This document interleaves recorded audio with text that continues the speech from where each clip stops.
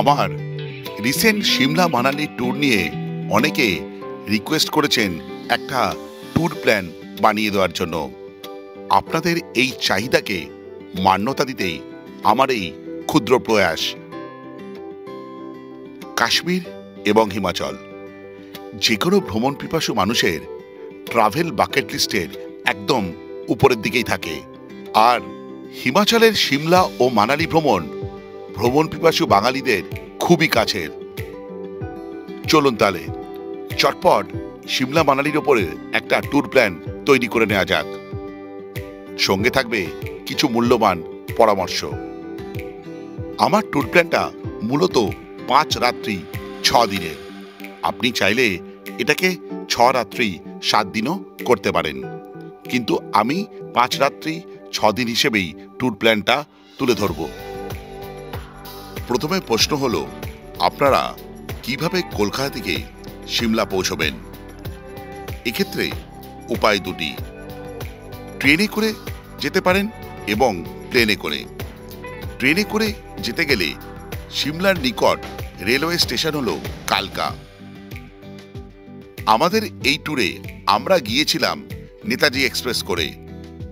Howrah station থেকে 12311 Netaji express করে আপনারা পৌঁছে যেতে পারেন কালকা। সেখান থেকে টয় ট্রেন বা গাড়িতে সিমলা।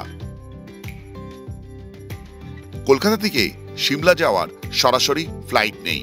সেক্ষেত্রে আপনাদের প্রথমে যেতে হবে দিল্লি। সেখান থেকে ফ্লাইট ধরে পৌঁছে যেতে পারেন সিমলা।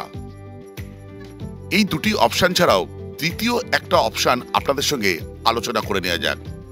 সেক্ষেত্রে ট্রেনে বা প্লেনে করে আপনারা পৌঁছে যেতে পারেন দিল্লি। সেখান থেকে বাসে করে পৌঁছে যেতে পারেন সিমলায়। যাই হোক, আপনারা সিমলা তো পৌঁছে গেলেন। এবার প্রশ্ন হলো, থাকবেন কোথায়, অর্থাৎ হোটেলের সন্ধান।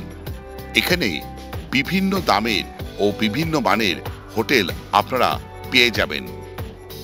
এবারে আমরা ট্যুরটা করেছিলাম ট্যুর পিকার্সের সঙ্গে। আমাদের ট্যুর প্ল্যানে 5 রাত্রি 6 দিনে আমরা 2 দিন ছিলাম সিমলাতে, 1 দিন কাসোলে আর 2 দিন মানালিতে। প্রত্যেকটি জায়গায় যে হোটেল প্রোভাইড করা হয়েছিল তার গুণগত মান ছিল অসাধারণ। এ ব্যাপারে সর্বতোভাবে আমাদের সাহায্য করেছিল ট্যুর পিকার্সের বিশ্বজ্যোতি ভাই। সিমলায় পৌঁছানোর পর হোটেলে চেক ইন করুন। তারপর বেরিয়ে পড়ুন সিমলার কিছু স্থানীয় দ্রষ্টব্য স্থান দেখার জন্য, যেমন ম্যাল রোড, রিজ, কালীবাড়ি ইত্যাদি। দ্বিতীয় দিন সকালবেলা সোজা চলে যান কুফরি। আর যদি একটু অন্যভাবে ঘুরতে চান তাহলে আমাদের মতন নালদেরা বা মাসোবরাও চলে যেতে পারেন। অংশগ্রহণ করতে পারেন কিছু অ্যাডভেঞ্চার স্পোর্টসের, এবং নালদেরার নয়নাভিরাম দৃশ্য আপনাকে মুগ্ধ করবেই করবে। সন্ধ্যায় ম্যাল রোডে হেঁটে বেড়ানো ও কেনাকাটা করার অভিজ্ঞতাও নিতে পারেন। তৃতীয় দিন সকাল সকাল রওনা দিন কাসোলের উদ্দেশ্যে। এই যাত্রাপথ প্রায় 7 থেকে 8 ঘন্টার। বিকেল বিকেল পৌঁছে যান পার্বতী নদীর উপত্যকা আর সবুজ পাইনে ঘেরা সুন্দর কাসোলে। হোটেলে চেক ইন করার পর সেদিনকে আর সন্ধেবেলাটা কাটাতে পারেন এই পার্বতী নদীর একদম ধারে, অথবা পায়ে হেঁটে চলে যেতে পারেন কাসোলের ছোট্ট মার্কেট এরিয়ায়। চতুর্থ দিন সকাল সকাল পৌঁছে যান 3 কিলোমিটার দূরের মণিকরণ সাহেব গুরুদ্বারাতে। অবশ্যই সেখানে দেখে নিন শিব মন্দিরটি। তারপর সেখান থেকে পৌঁছে যান আবার হোটেলে। ব্রেকফাস্ট করে বেরিয়ে পড়ুন মানালির উদ্দেশ্যে। কাসোল থেকে মানালি যেতে সময় লাগবে ঘন্টা 4। পথে পড়বে মাতা বৈষ্ণোদেবী টেম্পল এবং রিভার রাফটিং পয়েন্ট। এরপর পৌঁছে যান হোটেলে। হোটেলে চেক ইন করুন। লাঞ্চের পর মানালির লোকাল সাইট সিনগুলো করে নিন, যেমন হিড়িম্বা দেবী টেম্পল, বশিষ্ঠ মুনির আশ্রম, বনবিহার ইত্যাদি। সেদিন সন্ধেবেলাটা কাটান জমজমাট মানালি মেলে। পরের দিন সকাল সকাল রওনা দিন শিশুর দিকে। আমরা গিয়েছিলাম কোকসার বা রোটাংয়ের পথে, সেটাও করতে পারেন। তবে যাই করুন না কেন, আপনাকে যেতে হবে পৃথিবীর অন্যতম বিস্ময়কর টানেল অটল টানেল হয়ে। অটল টানেল পেরিয়ে আপনারা পৌঁছে যাবেন লাহুল জেলায়, যেখানকার ল্যান্ডস্কেপ আপনাকে প্রতি পদে পদে হতবাক করবে। আমরা গিয়েছিলাম কোকসারে, সেখানে দারুণ এনজয় করেছিলাম বরফ নিয়ে। তারপর কোকসার থেকে সোজা চলে গেছিলাম শিশুতে। শিশু লেক এবং চন্দ্র নদীর ল্যান্ডস্কেপ ছিল মনে রাখার মতন। এভাবেই আমাদের শেষ হয় সিমলা কাসোল মানালি ট্যুর। কোনো জায়গায় ঘুরতে গিয়ে সেখানকার সাইট সিইং যেমন গুরুত্বপূর্ণ, সেরকমই স্থানীয় খাবার দাবার চেখে দেখাটা ততটাই দরকার। সিমলা ও মানালি বা কাসোলের ক্ষেত্রে বিভিন্ন স্থানীয় খাবার পাওয়া যায়, যেমন সিড্ডু, ধাম, মাদ্রা অবশ্যই চেখে দেখতে পারেন। এছাড়াও উত্তর ভারতীয় এবং আন্তর্জাতিক খাবারও উপলব্ধ রয়েছে।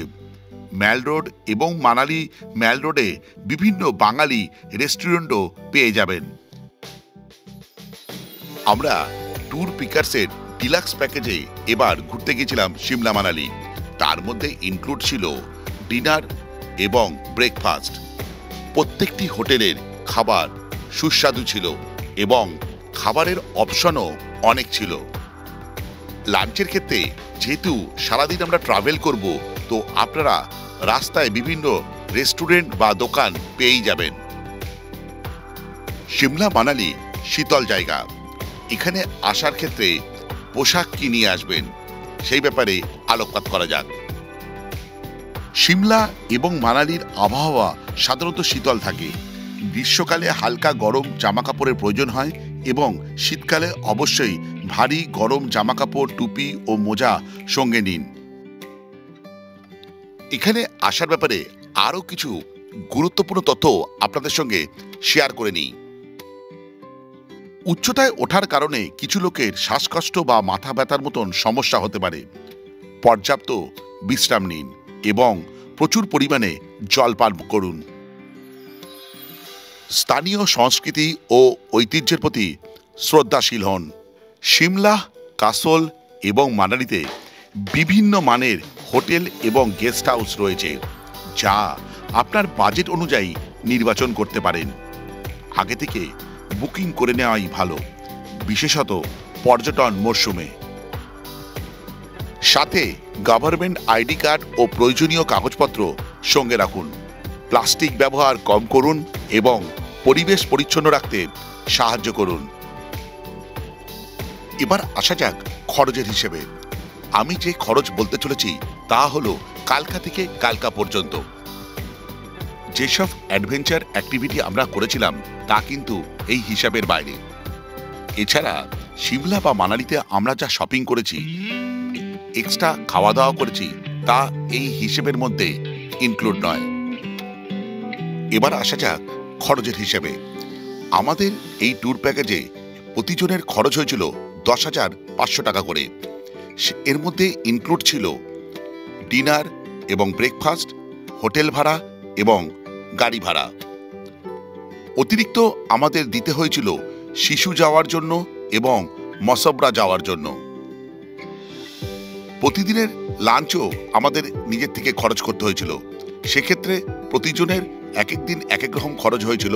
অ্যাভারেজে ধরে নিন 300 থেকে 400 টাকা শুধু লাঞ্চের জন্য। সেক্ষেত্রে এক একজনের খরচ দাঁড়ালো 10,500 টাকা, যোগ শিশু যাওয়ার জন্য একজনের 175 টাকা, আর 5 দিনের লাঞ্চের খরচ 1,500 টাকা, মোট 12,175 টাকা। এক্ষেত্রে বলে রাখা ভালো, সিজন ভেদে এই দাম ওঠানামা করে। যদি আপনি ডিলাক্সের জায়গায় স্ট্যান্ডার্ড প্যাকেজ নেন তাহলে খরচ অনেকটাই কম হবে।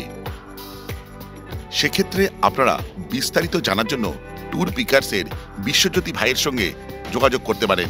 তার নাম্বার আমি স্ক্রিনে এবং ডেসক্রিপশনে দিয়ে দিলাম। যাই হোক, ভিডিওটা আজকে এই পর্যন্ত। যদি ভালো লেগে থাকে লাইক, শেয়ার অ্যান্ড সাবস্ক্রাইব। আপনাদের একটা সাবস্ক্রিপশন আমার ইন্সপিরেশন। এই বলে ব্লগটা শেষ করলাম। বাই।